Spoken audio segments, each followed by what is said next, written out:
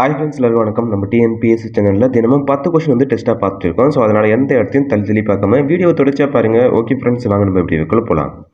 Question 1. பாரதியாரின் வசன கவிதையை தொடர்ந்து புது கவிதை படைக்கும் முயற்சியில் ஈடுபட்டவர் டேஸ் ஆகும்.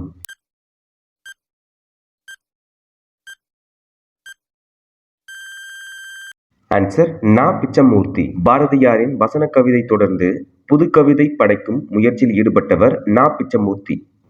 கொஸ்டின் 2. யசோதர காவியத்தின் பாட்டுடை தலைவன் யார்?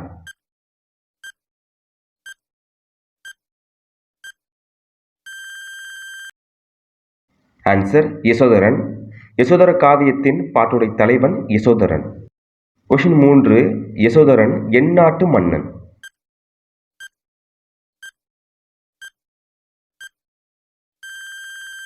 ஆன்சர் அவந்தி. யசோதரன் அவந்தி நாட்டு மன்னன். கொஸ்டின் 4. ஆக்குவது ஏதெனில் அறத்தை ஆக்கு என்று குறிப்பிடும் இலக்கியம்?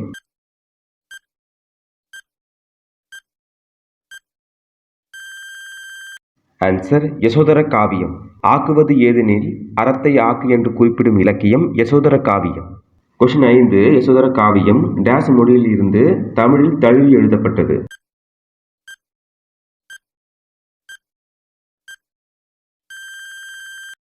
ஆன்சர் வடமொழி. யசோதர காவியம் வடமொழியில் இருந்து தமிழில் எழுதப்பெற்றது. கொஸ்டின் 6. யசோதர காவியம் டேஸ் நூல்களில் ஒன்று?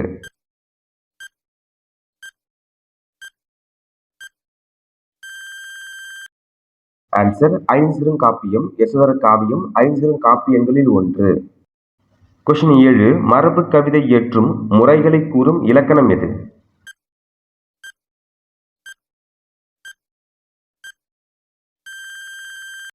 ஆன்சர் யாப்பிலக்கணம்.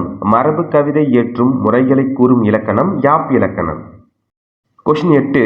சீர் எத்தனை வகைப்படும்?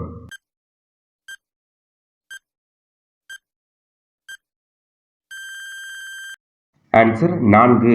சீர் 4 வகைப்படும். அவை ஓரசை சீர், ஈரசை சீர், மூவசை சீர், நாலசை சீர். சீர் அப்படின்னு என்னதுன்னா, இப்போ யாப்பு இலக்கணத்தின்படி இப்போ ஒரு எழுத்து இருக்குன்னு வச்சுங்களேன், எழுத்துக்கள் சேர்ந்துச்சுன்னா அது வந்து அசை, அசைகள் சேர்ந்துச்சுன்னா அதுதான் சீர்.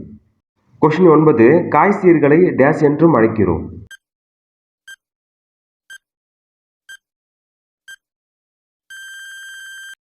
ஆன்சர் வெண்சீர்கள். காய் சீர்களை வெண்சீர்கள் என்றும் அழைக்கிறோம். கொஸ்டின் 10. தலையின் வகைகள் எத்தனை?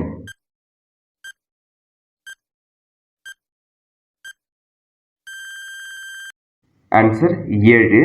யாப்பிலக்கணத்தின்படி தலையின் வகைகள் 7.